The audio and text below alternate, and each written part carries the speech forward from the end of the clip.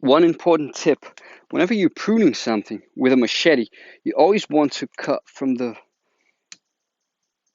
starting from the bottom up. Never cut it like this, because it's easier to split the trunks. Forget about sustainability, you want to enrich ecosystems. Every bean is equipped to live a positive, energetic balance. Keep it pruned. We are cultivating abundance. Not a problem to cut down trees, the problem is not planting them.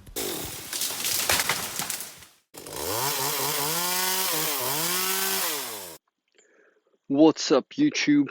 Welcome to the Agroforestry Academy channel. Today I'm going to walk you through this agroforestry system management. Check it out. It's really become a bit of a mess because I actually lost the time of organizing everything and pruning the castor beans, and it's been raining a lot lately, so a lot more than what's desirable actually. So we kind of we lost track of things a bit, and you can see that the castor beans, they completely overshaded the cassava, so the cassava is completely dead pretty much underneath this ridiculous shade from the castor beans. So that brings me to a very important concept, and it's a rule for agroforestry systems, which is manage your systems in a timely manner. You need to get the timing right, because if you don't, because we've got so many species together, our service species, which for me the castor beans is a service species, I don't really sell anything from the castor beans. It's only serving my system for organic matter production, for initial shading, and for improving the soil. But since I lost the timing for the management, it has given me a bit of a headache now, because it overshaded my crop, my cassava, and my turmeric. So this messed things up a bit for me. So now I'm going to have to, I'm going to take it down, and the cassava is pretty much lost, because now, as you can see, the banana plants, they're already really big. This system is it's from July, so it's from August actually, August, September, so it's 8 months old. I should be harvesting the cassava now, and the bananas are going to be setting fruit in 1 or 2 months, and they're already really big. The cassava now will be overshaded by the banana plant, so it's not going to have time to recover. So this just remember that, manage in a timely manner, otherwise you lose your crops. So, but since it happened, I'm going to make the most of it. So I'm going to use all my castor beans to nurture my banana plants, which are now my main crop. I really wanted to harvest cassava, but I'll probably harvest a couple of plants, but it's pretty much lost. The turmeric, there's some nice plants, but what happened is that when we planted, there was no rain whatsoever, and we had a little irrigation. So the turmeric, which is a plant that needs a decent amount of water, it did not thrive as I expected. Still, I'm going to harvest a bit of turmeric, so that's a good thing. So without any further ado, let's get to it. Let me find a decent spot to set the camera so that you get a nice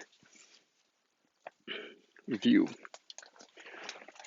as I manage. You can see that I've got some pigeon pea as well. All this is going down, all right? So I'm really going to open up the clearing. Now it's time to allow the banana plants to thrive and to set fruit. That's what I want in my system now. And by the way, the castor beans that are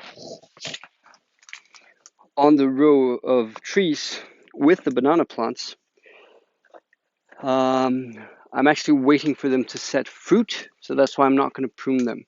But the other ones will be pruned. I will give a bit of attention to the cassavas that still have hope for setting, for having a decent harvest. And I'm going to allow the castor beans to resprout. Usually I would take the castor beans out at this point, and that's what I thought I would do until now. But then, rethinking it, since I don't have the cassava as a crop anymore, I'm going to allow the castor beans to resprout so that I don't leave this inter between the rows without anything. You need to have plants covering all of your area. Green coverage of the soil is just as important as mulching. So let's get to it. One important tip: whenever you're pruning something with a machete, you always want to cut from the starting from the bottom up. Never cut it like this, because it's easier to split the trunk of plants. So first you need a really sharp machete, sharp to the point of being dangerous. So you want to cut things with a clean cut. You can see that I've got a perfectly clean cut. It didn't split, it didn't shatter the plant. So this is gonna work nicely. The plant's gonna resprout perfectly. So like I told you, I am going to invest this material in my banana plants, because that's my main crop from now on, and my pineapples, which are here on the row of trees as well. So I'm just gonna organize everything here close to the banana plants. This one will go as well, and we're just gonna go and keep on doing this. Now the cassava, since it's I'm not going to leave it like this. This is ridiculous. So I'm going to give it a bit of a pruning. I always take this opportunity to weed out a bit. It's always good to weed out. You don't want to allow the weeds to kill your system. I'm going to go ahead and prune the pigeon pea as well. So again, always from the bottom up.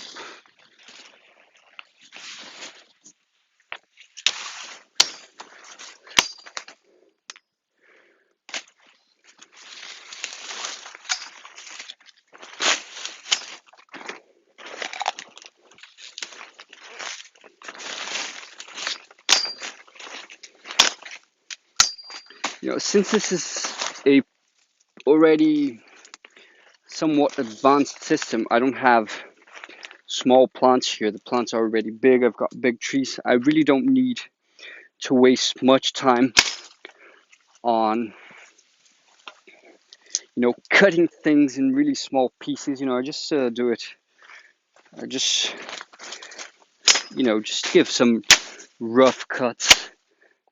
You don't need to be too delicate about it. Just cut things like that. Now over here I've got a decent cassava, so I'm gonna go ahead and be a bit more careful when cutting the castor beans, because I don't want to ruin this cassava. It might give me some roots, so I'm gonna use my pruning saw to take it out so that I don't hurt my cassava.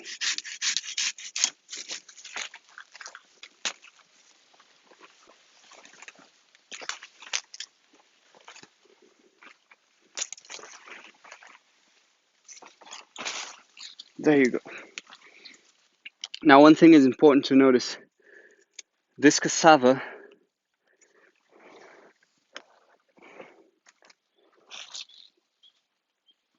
is it's got a weaker stem than it should have. If you can see that it's thin, because since it grew so much in the shade, it shot way too much upwards and didn't really get enough body to sustain its weight. So what's going to happen now is any sort of wind, especially now that I'm taking things out, will make it fall. So I am going to give it a bit of a prune so that's for that not to happen, and it will resprout and it will get a stronger, what should I call it, a stronger body. So somehow my mobile went off because of the temperature, which is funny because it's really cloudy and it's not so hot. But you know, I think it's about time to wrap it up anyway. You can check it out what it looks like now. I really opened up a lot of space and lots of organic material for my banana plants. These banana plants, they look pretty good. If you haven't yet, do check out my video about assessing the health of banana plants, where I talk about how to study a banana plant to see if it's healthy, and what to do to maintain banana plants healthy. But as you can see, this banana plant has 1, 2, 3, 4, 5, 6, 7, 8, 9, 10, 11, 12, 13, 14, I think about 15 leaves. That's a really good sign. Banana plants should have at least 12 leaves to give us a nice bunch. So yeah, now I'm going to continue to, prune the rest of this small plot, and I'm gonna get things done, and I'll give you an update on the development of the plot. So thank you for watching. If you haven't yet, subscribe to our channel, hit the notification bell so that you know when we're releasing new videos. And this is Felipe for the Agroforestry Academy. I'm signing out.